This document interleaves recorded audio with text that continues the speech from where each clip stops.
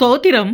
கடைசி நாட்களில் இஸ்ரேலை எல்லா நாடுகளும் பகைக்கும் என்றும் இஸ்ரேலை சுற்றி இருக்கிற எல்லா நாடுகளையும் இஸ்ரேல் சிதறடிக்கும் என்றும் பரிசுத்த வேதாகமத்தில் எழுதப்பட்டிருக்கிறபடியே இப்போது இஸ்ரேலில் எப்படி சம்பவங்கள் நடந்து கொண்டிருக்கின்றன என்பதை பற்றியும், சமீப காலங்களில் ஈரான் நாட்டில் இஸ்லாமியர்கள் லட்சம் லட்சமாக திரளாக இயேசுவை ஏற்றுக்கொண்டு கிறிஸ்தவர்களாய் மாறி வருவதையும், அவர்களை எந்த வழியிலும் ஈரானின் இஸ்லாமிய அரசாங்கத்தால் தடுக்க முடியாமல் திணறுவதை குறித்தும் இந்த பதிவில் பார்ப்போம்.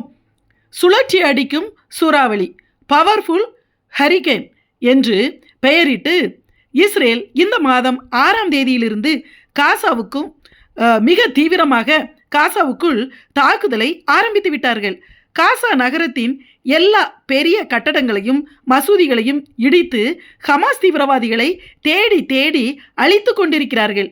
காசா மக்களிடமிருந்து தீவிரவாதிகளை தனியாக பிரிப்பதற்காக 8 லட்சம் காசா மக்களை உடனே காசா நகரத்தை விட்டு மொத்தமாக வெளியேற்றி கொண்டு இருக்கிறார்கள்.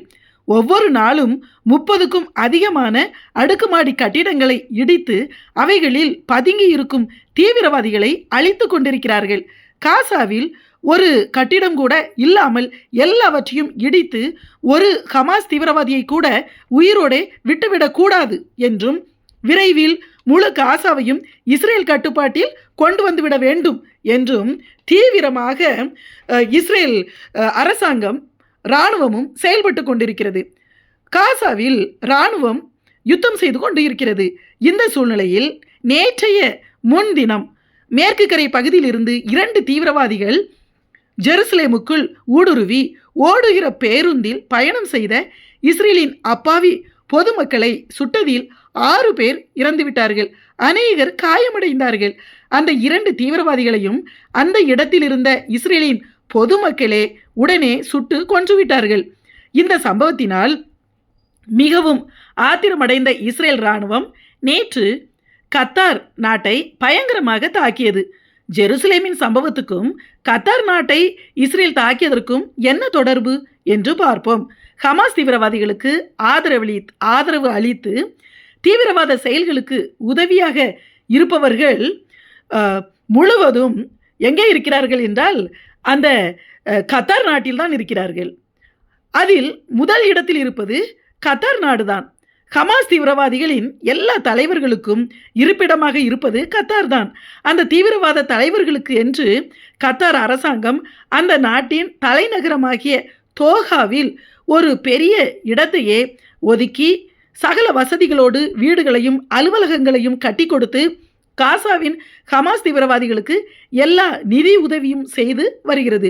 அங்கே தீவிரவாதிகளின் தலைவர்கள் மிகப்பெரிய கோடீஸ்வரர்களாக தங்கள் குடும்பங்களோடு சொகுசு வாழ்க்கை வாழ்ந்து கொண்டிருக்கிறார்கள்.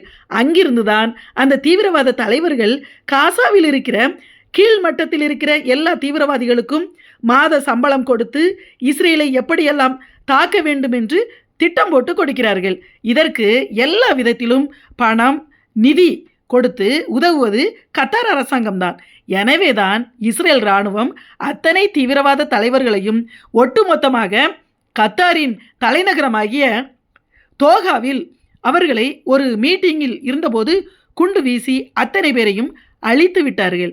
ஜெருசலேமில் நடந்த தீவிரவாத தாக்குதலுக்கு பதிலாக அதற்கு காரணமாக இருந்த எல்லா தீவிரவாத தலைவன்களையும் இஸ்ரேல் கொன்றுவிட்டது. அது மாத்திரமல்ல, லெபனான், சிரியா, கத்தார், துனிசியா போன்ற நாடுகளை நேற்று பல காரணங்களுக்காக ஒரே நேரத்தில் இஸ்ரேல் தாக்கியது. ஹமாஸ் தீவிரவாதிகள் உலகத்தின் எந்த நாட்டில் பதுங்கி இருந்தாலும், எந்த நாடு அவர்களுக்கு ஆதரவு கொடுத்தாலும் அந்த நாடுகளை நாங்கள் காசாவை போல மாற்றிவிடுவோம். ஹமாஸ் தீவிரவாதிகளுக்கு இடம் கொடுக்கிற எந்த நாட்டையும் நாங்கள் தாக்கி அழிப்போம். அப்படி தாக்குவதற்கு நாங்கள் உலகத்தில் உள்ள வேறு எந்த நாட்டின் அனுமதியையும் கேட்க வேண்டிய அவசியம் எங்களுக்கு இல்லை என்று இஸ்ரேல் பிரதமரும் இஸ்ரேலின் இராணுவ தலைவர்களும் கூறுகிறார்கள். இப்படி எந்த நாடாவது துணிச்சலாக பேச முடியுமா? இப்போதிருக்கிற இஸ்ரேல் நாடு மிக மிக சிறிய குட்டி நாடு. தமிழ்நாட்டில் 4 அல்லது 5 1 பங்கு அளவில் உள்ள சிறிய நாடுதான் இஸ்ரேல். ஆனால் உலகத்தில் உள்ள எந்த நாட்டாலும் இஸ்ரேலை எதுவுமே செய்ய முடியவில்லை. இஸ்ரேலை சுற்றியிருக்கிற நாடுகள் இஸ்ரேலை தொட பயப்படுகின்றன. காரணம், இஸ்ரேலின் இராணுவ பலமும் பணபலமும் உலக அளவில் இருக்கிற யூதர்களின் செல்வாக்கையும் பார்த்து அந்த நாடுகள் பயப்படுகின்றன.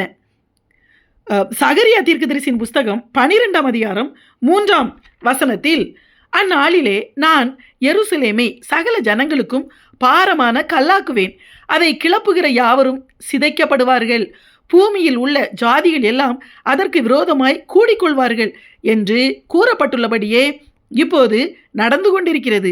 இஸ்ரேலை, ஜெருசலேமை கிளப்புகிற, அதாவது இஸ்ரேலை தொடுகிற, இஸ்ரேலை, யூதர்களை உலக வரைபடத்தில் இருந்தே அகற்றிவிட வேண்டும். ஒரு யூதன் கூட பூமியில் இருக்கவே கூடாது என்று உறுதிமொழி எடுத்து செயல்படுகிற அத்தனை நாடுகளுக்கும் தீவிரவாதிகளுக்கும் இஸ்ரேல் மிகவும் பாரமான கல்லாக இருக்கிறது. யாராலும் அதை ஒன்றுமே செய்ய முடியவில்லை. இந்த கல்லில் மோதுகிறவன் நொறுங்கி போவான். இந்த கல் எவன் மீது விழுமோ அது அவனை நசுக்கி போடும், அவன் நசுங்கி போவான் என்று இயேசு ஆவிக்குரிய அர்த்தத்தில் சொன்ன வார்த்தைகள் இந்த கடைசி நாட்களில் நம் கண்களுக்கு முன்பாக நிறைவேறி கொண்டிருக்கிறது. இஸ்ரேலில் இருந்து கத்தார் நாடு 2200 கிலோமீட்டர் தூரத்தில் உள்ளது. இஸ்ரேலில் இருந்து 15 போர் விமானங்கள் புறப்பட்டு போய் மிகச்சரியாக கத்தாரின் தோகா நகரத்தில் இருந்த ஹமாஸ் தீவிரவாதிகளின் தலைவர்கள் கூடியிருந்த கட்டிடத்தை மட்டும் மிக துல்லியமாக தாக்கி அழித்துவிட்டு திரும்பி இஸ்ரேலுக்கு வந்துவிட்டன. போய் வர மொத்தம் 4400 கிலோமீட்டர் தூரம். இடையில் உள்ள எல்லா நாடுகளும் இஸ்ரேலின் எதிரி நாடுகள் தான். எந்த நாட்டிலும் இஸ்ரேல் போர் விமானங்கள் தரையிறங்கி எரிபொருள் நிரப்ப முடியாது. இஸ்ரேல் விமானங்கள் அவர்கள் அந்த நாடுகளின் மேல் பறந்து செல்வது தெரிந்தாலே உடனே அந்த எதிரி நாடுகள் கத்தாருக்கு தகவல் சொல்லிவிடுவார்கள்.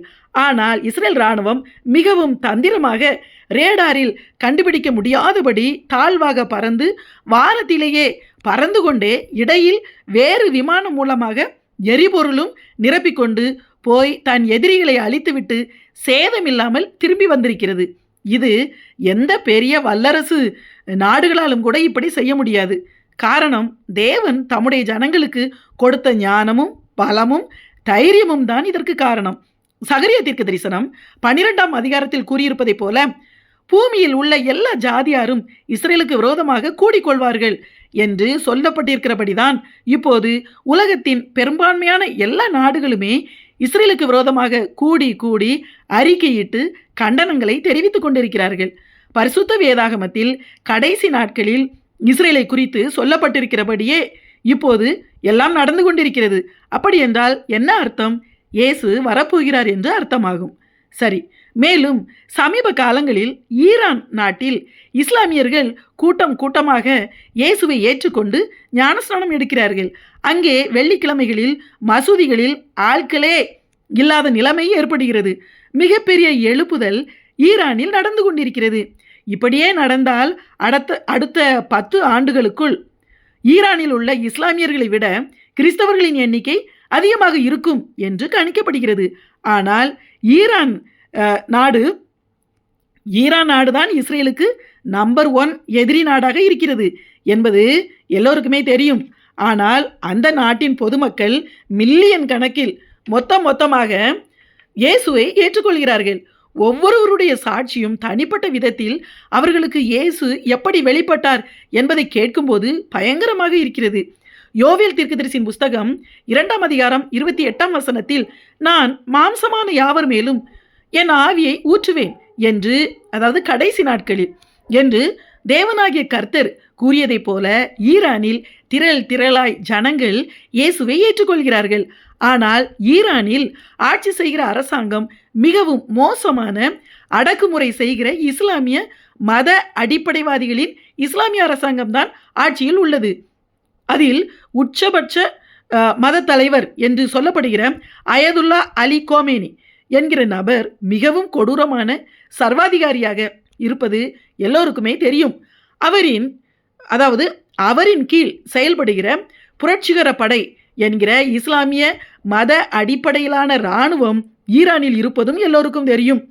ஈரானின் அரசாங்கம் எப்படியாவது இஸ்லாமியர்கள் கிறிஸ்தவர்களாக மாறிவிடாதபடிக்கு தடுக்க வேண்டும் என மிக மோசமான வழிகளில் கிறிஸ்தவர்களை கொடுமைப்படுத்துகிறார்கள். வெளி உலகத்துக்கு தெரியாதவாறு அவர்களை சித்திரவதை செய்கிறார்கள். புதியதாக இயேசுவை ஏற்றுக்கொண்டவர்களுக்கு மரண தண்டனை கொடுக்கிறார்கள். வெளியே ஜாமீனில் வரவிடாதபடிக்கு ஆயுள் முழுவதும் ஜெயிலில் இருட்டு அறைகளில் போடுகிறார்கள். ஈரானின் ஒவ்வொரு சபையையும் ஆலயத்தையும் அடைத்து மூடுகிறார்கள். ஈரானில் கிறிஸ்துவை ஏற்றுக்கொள்கிற இளம்பெண்களை பல மோசமான வழிகளில் அவர்களை நடத்தி அவர்களை துன்புறுத்தி கொலை செய்கிறார்கள். ஆனாலும் கல்விக்கூடங்களிலும் கல்லூரிகளிலும் படிக்கிற இளைஞர்கள் கூட்டம் கூட்டமாக இயேசுவை ஏற்றுக்கொள்கிறார்கள். அவர்கள் அரசாங்கத்திடமிருந்து தப்பிப்பதற்காக நேரடியாக தேவாலயங்களுக்கு செல்லாமல் வீடுகளில் கூடி கூடி ஆராதனை செய்கிறார்கள். அதையும் கண்டுபிடித்து தடுத்துவிட்டால் அண்டர் கிரவுண்ட் கட்டிடங்களில் ரகசியமாக கூடி ஜபிக்கிறார்கள். மறைவான நீர்நிலைகளில் போய் கூட்டம் கூட்டமாக ஞானஸ்நானம் பெறுகிறார்கள். முக்கியமாக வாலிபர்கள் தான் மிக அதிகமாக ரட்சிக்கப்படுகிறார்கள். அவர்களை எந்த விதத்தில் தண்டித்தாலும் ரட்சிக்கப்படுகிறார்கள். ஈரான் அரசாங்கத்தால் அவர்கள் கிறிஸ்தவர்களாக மாறுவதை தடுக்கவே முடியவில்லை. அந்த புரட்சிகர படையில் இருக்கிற அந்த அயதுல்லா கொமேனி என்கிற அந்த ஈரான் அரசாங்கத்தின் தலைவருக்கு கீழ் இருக்கிற அந்த புரட்சிகர படையில் பணியாற்றுகிற வேலை செய்கிற அந்த படையில் உள்ளவர்களுடைய, அதாவது இஸ்லாமிய மத அடிப்படையில் அந்த இராணுவத்தில் இணைந்து வேலை செய்கிற அந்த அவர்களுடைய வீடுகளில் உள்ள அநேக பெண்களும் வாலிபர்களும் கூட இயேசுவை ஏற்றுக்கொண்டிருக்கிறார்கள். அதை அவர்களால் தடுக்கவே முடியவில்லை. எனவே ஈரான் அரசாங்கம் ஈரான் முழுவதும் தீவிரமாக இஸ்லாமிய மத பிரச்சாரம் செய்வதற்காக மதத்தை போதிக்கிற டீச்சர்களையும் இஸ்லாமிய மத பிரச்சாரக்காரர்களையும் அனுப்பி கிறிஸ்தவ மதத்திற்கு யாரும் மாறிவிடாதபடிக்கு போதனை செய்வதற்காகவும் மாறியவர்களை மறுபடியும் இஸ்லாம் மதத்திற்கு திரும்ப கொண்டு வருவதற்காகவும் பெருந்திரளான பணத்தை செலவிடுகிறார்கள். ஆனால் நோ யூஸ்.